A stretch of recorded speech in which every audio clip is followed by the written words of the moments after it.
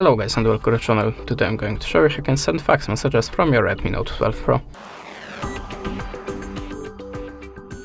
So we have to start from opening the Play Store, then look for the fax app. Choose one of them. I'm always using the EasyFax. Now add the permissions to the camera and to the files is necessary. Okay, now tap on the plus and choose source of your document. I'm gonna pick something from my gallery, like this one. Or you can also select more than one picture, of course. If you're ready, click import, and now you can add this shape of your document.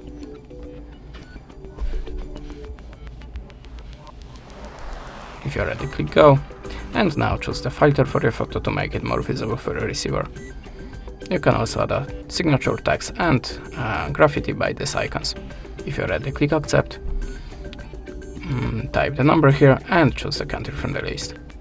You can give a small note here, optional, and if you want to add more documents, maybe from the other source, click on the plus and do it like before. If you want to send the documents from this list, just click on this button, buy your credits, and that's it.